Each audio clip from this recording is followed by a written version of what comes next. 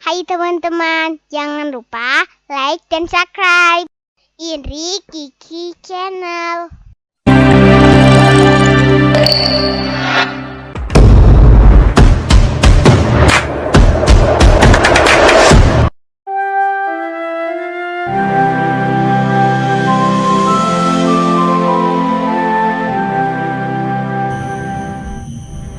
Saudaraku, saya Indonesia bukan karena pilihan saya, karena itu adalah takdir saya. Saya Cina. Saya pribumi. Saya Muslim. Saya Nasrani. Saya punya agama. Saya Indonesia. Coba buka lembaran sejarahmu. Carikan saya fakta kalau tidak majemuk. Kehadiranku tidak pernah untuk mengancammu. Tanah ini diizinkan untuk diinjak oleh perbedaan. Perbedaan budaya. Perbedaan warna kulit. Perbedaan kepercayaan. Jadi jangan dekat aku dengan paksa, tapi terima aku dengan rasa. Saya menolak untuk didiamkan. Ketidakadilan yang dibiarkan. Perlakuan yang dibedakan. Itu tidak dibenarkan. Seolah menyalahkan sang pencipta perbedaan. Di mana mayoritas bersatu dengan minoritas dalam rasa solidaritas. Kita Indonesia, bersatu kita teguh, bercerai kita runtuh. Merah putih warnaku. Saya Indonesia.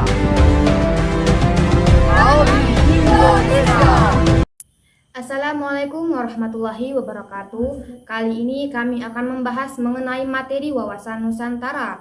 Pernahkah kalian mengunjungi Taman Mini Indonesia Indah atau kalian melihat di televisi dan surat kabar macam-macam rumah adat yang ada di Indonesia? Seperti yang kalian ketahui, bahwa Indonesia merupakan negara yang memiliki banyak kebudayaan adat istiadat. Oleh karena itu, perlu ada cara pandang dan sikap yang sama mengenai ciri dan lingkungannya.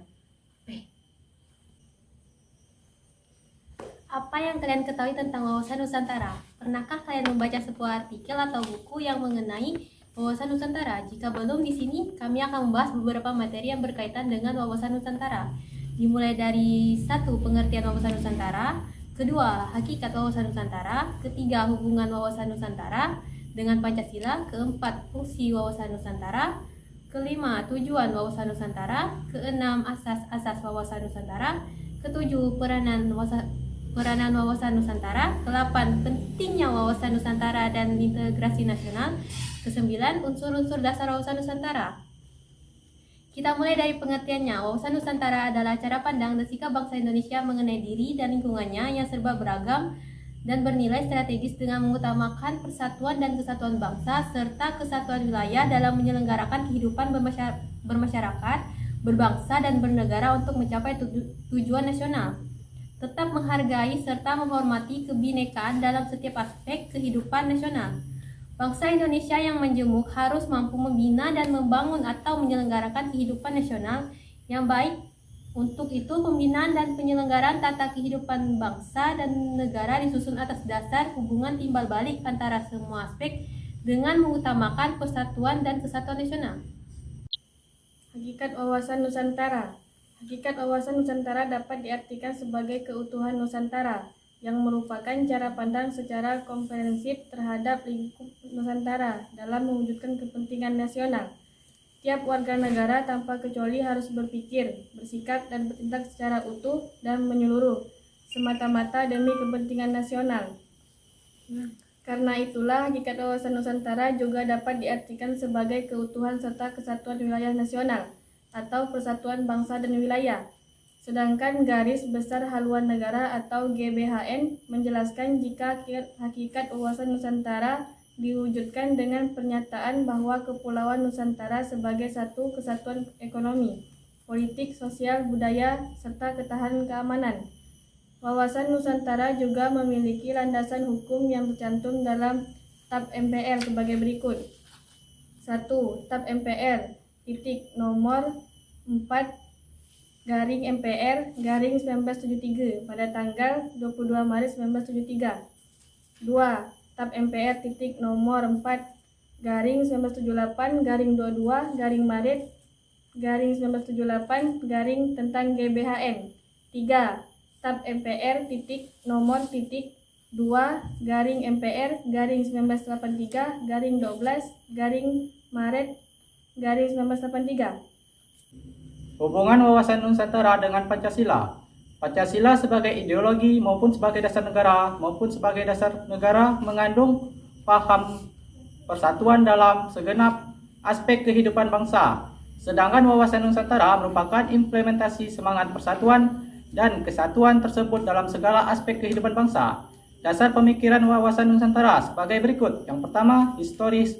Yang kedua, geografis, geopolitik, dan geostrategi bangsa Indonesia. Yang ketiga, yuridis formal.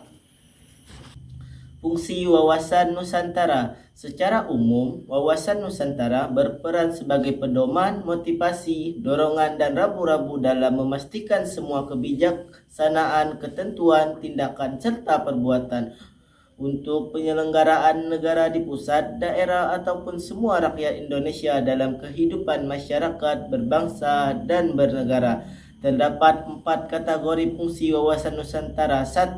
Sebagai wawasan pembangunan, ada beberapa unsur di dalamnya seperti sosial, politik, kesatuan politik, pertahanan, serta keamanan negara, ekonomi, dan sosial ekonomi. Kedua, sebagai konsep ketahanan nasional, yaitu sebagai konsep ketahanan nasional yang memegang peran penting di dalam perencanaan pembangunan kewilayahan serta pertahanan keamanan nasional. Ketiga, sebagai wawasan pertahanan dan keamanan, maksudnya fungsi sebagai pertahanan serta keamanan nasional yaitu mengarah pada pandangan geopolitik negara Indonesia. Pandangan tersebut mencakup tanah air serta segenap wilayah negara Kesatuan Republik Indonesia. Yang keempat, sebagai wawasan kewilayahan. Terakhir, sebagai wawasan kewilayahan Indonesia termasuk di dalamnya pemahaman mengenai batas wilayah Indonesia agar dapat terhindar dari potensi sengketa dengan negeri lain. Tujuan wawasan Nusantara adalah menjamin persatuan dan kesatuan di segenap aspek kehidupan nasional, baik aspek alamiah maupun aspek sosial bangsa. Indonesia harus meningkatkan kepekaannya dan berusaha untuk mencegah mengatasi sedini mungkin faktor-faktor penyebab timbulnya disintegrasi bangsa dan terus-menerus mengupayakan dan terjaganya persatuan dan kesatuan dalam kebinekaan. Asas wawasan Nusantara. Asas wawasan Nusantara merupakan ketentuan-ketentuan atau kaidah-kaidah dasar yang harus dipatuhi, ditaati, dipelihara, dan diciptakan demi tetap sehat dan setianya komponen pembentuk bangsa Indonesia, suku bangsa atau golongan terhadap kesepakatan bersama. Harus disadari bahwa jika asas wawasan Nusantara diabaikan, komponen pembentuk kesepakatan bersama akan melanggar kesepakatan bersama tersebut, yang berarti bahwa tercerai-berainya bangsa dan negara Indonesia. Ada 6 asas wawasan Nusantara yang perlu dipahami, yaitu 1. Tujuan dan kepentingan yang sama. Masyarakat Indonesia hendaknya mempunyai tujuan serta kepentingan yang sama. 2. Keadilan. Seluruh elemen masyarakat mempunyai hak yang sama untuk mendapatkan keadilan dalam segala macam aspek kehidupan bernegara, baik keadilan secara hukum, ekonomi, politik, serta sosial.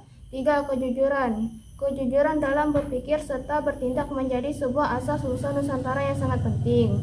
4. Solidaritas. Adanya sikap solidaritas menjadi sebuah bentuk kepedulian terhadap orang lain, mau untuk berbagi serta berkorban demi kepentingan yang lebih baik dan besar. 5. Kerjasama. Dengan adanya kesadaran akan tujuan serta kepentingan yang sama, maka dapat menimbulkan kerjasama serta koordinasi antar elemen masyarakat. Yang keenam, kesetiaan. Kesetiaan ini bisa diwujudkan dengan melaksanakan segala macam kegiatan sesuai aturan dengan tujuan-tujuan demi kemajuan bangsa dan negara.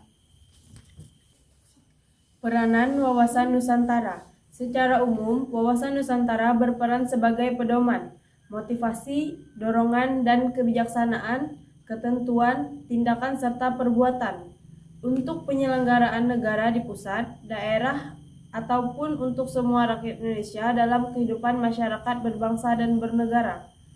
Dalam kehidupan nasional, wawasan Nusantara dikembangkan perannya untuk 1. Mewujudkan serta memelihara persatuan dan kesatuan yang serasi dan selaras segenap aspek kehidupan nasional.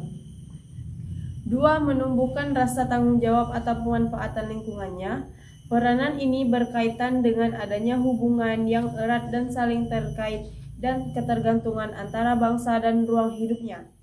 3. Menegakkan kekuasaan guna melindungi kepentingan nasional. Kepentingan nasional menjadi dasar hubungan antara bangsa. Apabila satu bangsa kepentingan nasionalnya sejalan dan paralel dengan kepentingan nasional dan bangsa lain, maka kedua bangsa itu akan mudah terjalin hubungan persahabatan, merentang hubungan internasional dalam upaya ikut menegakkan perdamaian.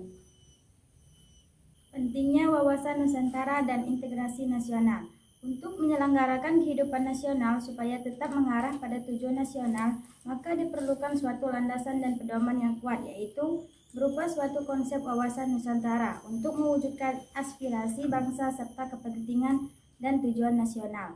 Tujuan nasional yang ingin dicapai dari sosialisasi wawasan Nusantara melalui metode integrasi, yaitu supaya terjalin pemahaman tentang wawasan Nusantara sehingga akan membatasi sumber konflik di dalam tubuh bangsa Indonesia, baik saat ini maupun di masa yang akan datang, dan akan memantapkan kesadaran untuk mengutamakan kepentingan nasional dan cita-cita tujuan nasional. Dalam melaksanakan sosialisasi ini, lingkup materi wawasan Nusantara yang disampaikan harus disesuaikan dengan tingkat, jenis, serta lingkungan pendidikan supaya materi yang disampaikan tersebut dapat dimengerti dan dipahami oleh semua kalangan masyarakat. Unsur dasar wawasan Nusantara. Unsur-unsur dasar wawasan Nusantara terdiri atas 1. Wadah kantor. Wadah kehidupan bermasyarakat, berbangsa, dan bernegara meliputi seluruh wilayah Indonesia yang memiliki sifat serba Nusantara dengan kekayaan alam dan penduduk serta aneka ragam budaya. 2. Isi wawasan Nusantara atau konten merupakan aspirasi bangsa yang berkembang di masyarakat dan cita-cita serta tujuan nasional yang terdapat dalam pembukaan Undang-Undang 1945. Isi menyangkut dua hal, yaitu 1. Realisasi aspirasi bangsa dengan kesepakatan bangsa dan perwujudannya, pencapaian cita-cita dan tujuan nasional persatuan. 2. Persatuan dan kesatuan dalam kebinekaan yang meliputi semua aspek kehidupan sosial. 3. Tata laku wawasan Nusantara atau konduk. Hasil interaksi antara wadah dan wawasan Nusantara yang terdiri dari 1. Tata laku batinia, yaitu mencerminkan jiwa, semangat, dan mentalitas yang baik dari bangsa Indonesia. 2. Tata laku lahiria, yaitu tercermin dalam tindakan, perbuatan, dan perilaku dari bangsa Indonesia.